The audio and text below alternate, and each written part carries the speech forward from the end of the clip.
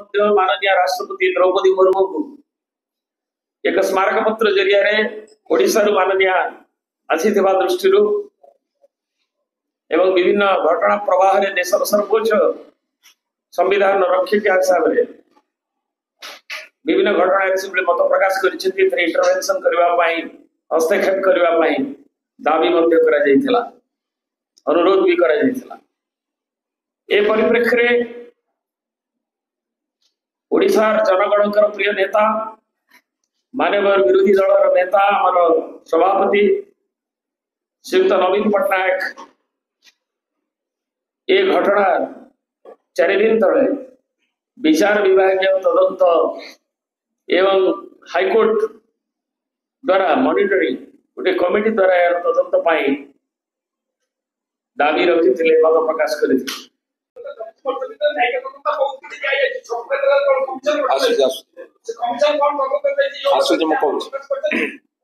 समस्त को मोर नमस्कार।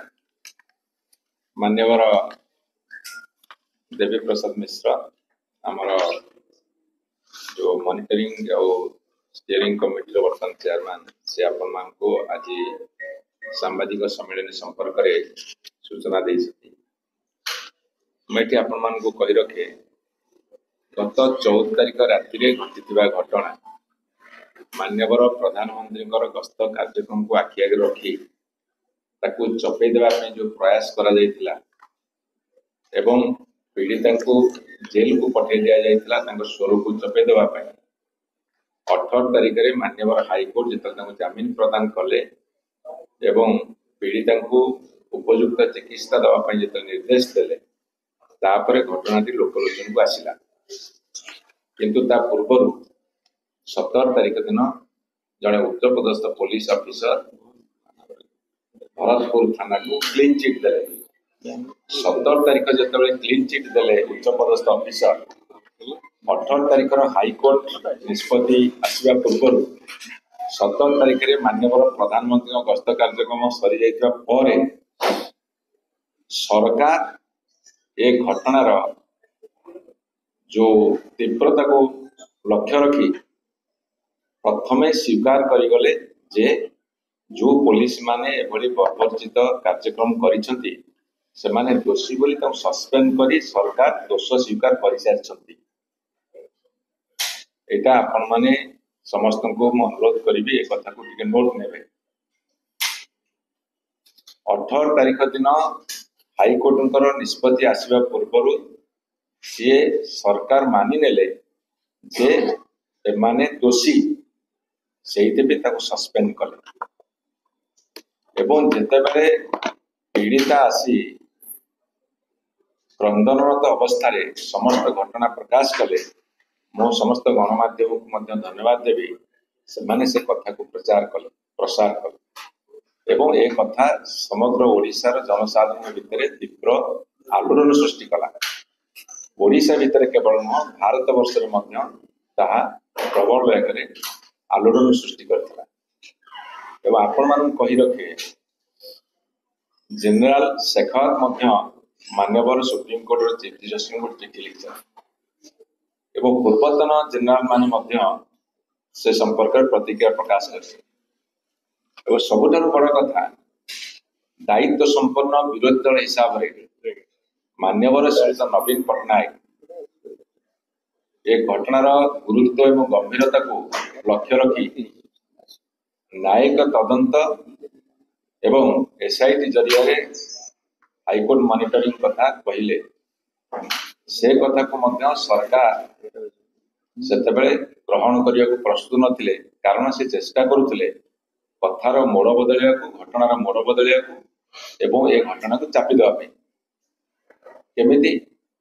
ना चेष्टा कले जो सीसीटीवी फुटेज से माने जबत करथिले बार हो के घटनाक्रम हो ये पुलिस स्टेशन भितर किए वीडियो रिकॉर्डिंग करथिले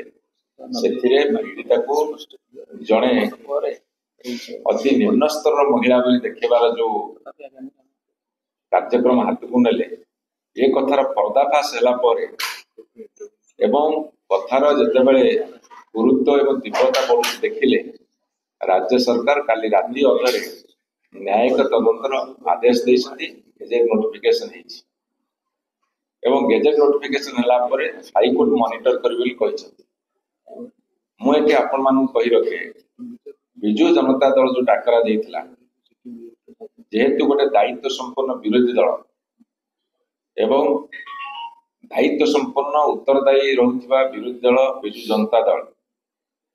जनसाधारण दाबी जनसाधारण उपदेश जनसाधारण इच्छा को सम्मान दे घटनार गुरुत्व को जेहेतु अधिका ताकू आखिया रखी भुवनेश्वर हड़ताल करने को डाकरा देले। ये जो कार्यक्रम आरंभ है ता साथी सेना बाहिनी कर्मचारी माने जो माने रिटायर्ड पर्सन सिविल सोसाइटी बंधु माने स्वेच्छासेवी माने विभिन्न वर्गर विभिन्न राजनीतिक दलर जितेबाला तीव्र प्रतिक्रिया प्रकाश करते ये समस्त घटना को आखिया रखी काली राति अधरे सरकार न्यायिक तदंतर आदेश देती आपको केतोटी कथा कही रखा चाहे ये घटना घटुची कहीं आज जो राउरकेला खबर आसूची आपण मान गणमाध्यम देखा